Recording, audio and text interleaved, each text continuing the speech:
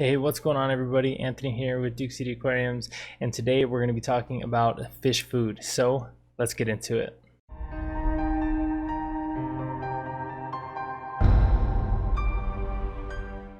What's going on, everybody? I hope everyone is doing well and staying nice and healthy and safe inside, indoors. So today I thought that I would do a really quick video talking about all of the food that I feed all of my aquariums. I did one of these videos a while back, and I have changed around quite a few things. A couple of things have stayed the same, but a lot of things have changed. So I thought I would do like an updated version of all of the fish food that I feed. So really quick before we get started, I'm not affiliated with any of these companies. This is stuff that I've bought with my own money, and so everything that I say is my own opinion. Let's see, if you are interested in buying any of these products, I do have affiliate links down below. So if you do want to support me in any way and you want to buy some of this food, use those links because it will help me out. All right, so with all that out of the way, let's go ahead and get into it. Before we jump into the food part of things, I do want to address this guy right here. This is my new flower horn. Many of you know, many of you have seen that new video that I got this new flower horn.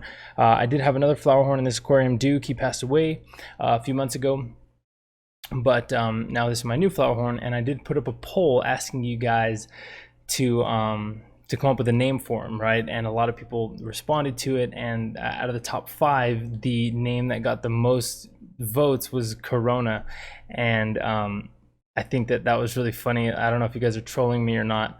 But I didn't think I could go through with naming my new flower horn after this horrible virus. So I decided to go with the second most popular opinion, and that was Cosmo. I think that's a really cool name, and I think it fits him very well. So meet Cosmo the flower horn. So far I've had him for I want to say around a month or so, and yeah, he's put on quite a bit of size since I first got him. If you saw the video of me getting him, or not me getting him, but me introducing him, he was a lot smaller, and he's doing very, very well. And I think a little bit of that has to do with what I feed. So now we can go ahead and transition into the food aspect of things. So let's go ahead and talk about him first. So he gets primarily, his primary source is going to be the tropical sticks from Northfin.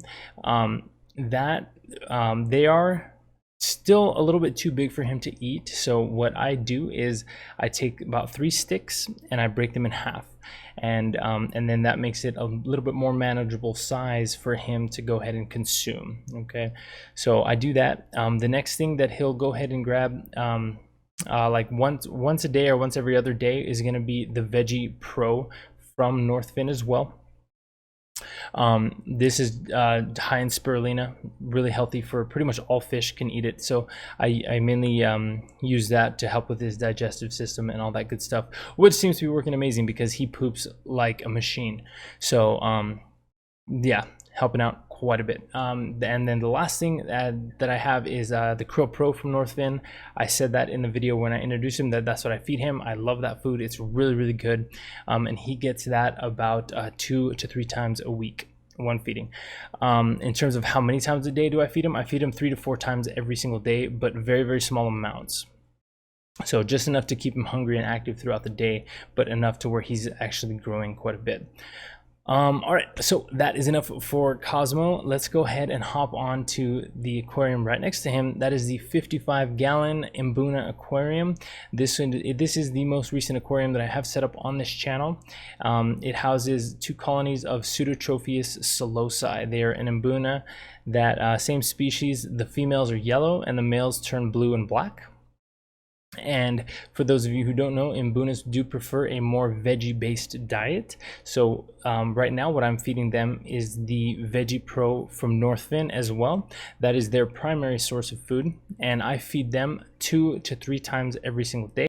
Again, same just small amounts. I feel and this is me personally, I don't know, other people might have different opinions, but I feel like more small feedings every day is better than one big feeding every day. That's just my own personal opinion. I'm sure that some people could argue that, but that's just kind of what I do. So yeah, that is what they get, the North Fin veggie for the Mbunas. Now scooting on to the tank right next to that one is going to be the 20-gallon, I called it the Minimalistic Aquarium. That was the second to most recent aquarium that I set up on this channel. And that houses only 3 different things: a large school of neon tetras, 1 betta fish, and 1 algae eater. And these guys actually get, so they have gotten the micro pellets from Hikari for the past forever, right? Like even when they were in a different aquarium, that's still what they got. They've always had the micro pellets from Hikari, and I've never had any issues with that at all. They seem to love it. However, recently I did pick up the ooh, I didn't put the lid on that. I just spilled fish food everywhere. Damn it.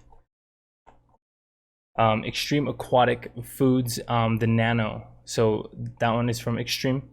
It's their Nano Pellet, and it's roughly the same size as the micro pellets from Hikari. And I have only fed it once or twice, and they seem to like it just as much as the micro pellets. So I don't know. Honestly I don't know which one is better, but I did recently pick up quite a bit of Extreme Aquatics food, and that was one thing that I decided to go with and try. So for now I'm using it, and no complaints. Seems to work out pretty well. The fish seems to really like it. Okay, so let's go ahead and scoot on across the way to my 75-gallon Peacock aquarium. I didn't get any footage of these guys eating because they had already ate right before I filmed this video, but they primarily get 2 things, and that they're both from Extreme Aquatics as well, and it is their krill flake and their spirulina flake. These two flakes, I really like them.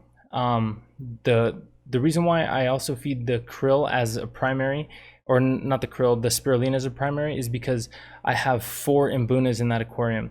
So I can't feed just tons and tons of krill because that wouldn't be fair to the Mbunas, right? Even though the peacocks love it, it wouldn't be fair to the Mbunas. So that's why I try to mix them up roughly about 50-50, because the peacocks also do very well with the spirulina as well.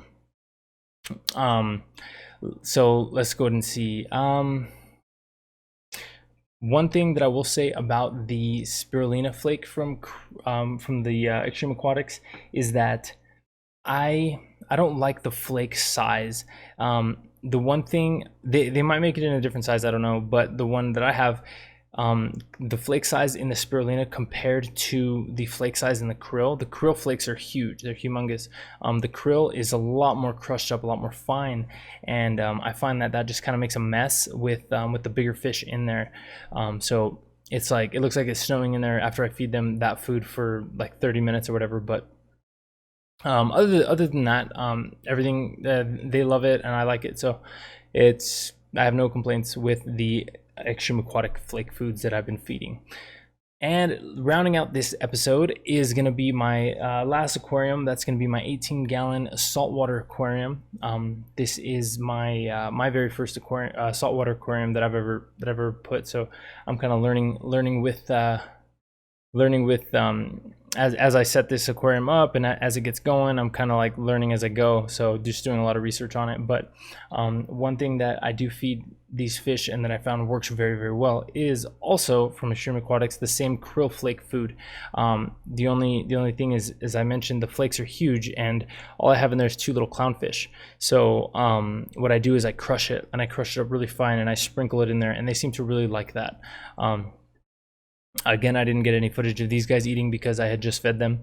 And also, the water is quite cloudy, and that is because I just fed the corals earlier today. And while we're on that, I know this is kind of a fish food video, but I might as well talk about what I feed my corals. And I do 2 things. I do from Polyp Lab, I do their Polyp Lab booster, and then their Polyp Lab reef roids. Now you don't need the booster because that's not a food. You just need the reef roids. That's for feeding the corals. But what I find, and what research has told me, is that the Polyp Lab booster, you add that a few minutes before you actually feed the corals. You add it into the aquarium, and the corals sense that there's food in the water and they open up and they're ready to eat. And then you can go in there after, when they're all opened up, then you can go feed the corals, the reef roids. And I've seen some pretty good results, good colors out of the corals, and they've grown a little bit as well. Well, I think that is everything. Yeah, that's all the aquariums, that's all I feed. So like I said before, if you want to purchase any of these, all of the links will be in the description down below. And also, please don't forget to like, share, subscribe, and also comment down below and let me know what you guys feed your fish, or if you guys think that I should try a new food, a different food for any of the aquariums that I mentioned today. Alrighty, that wraps it up for me today. I hope you enjoyed, and we'll see you guys in the next one.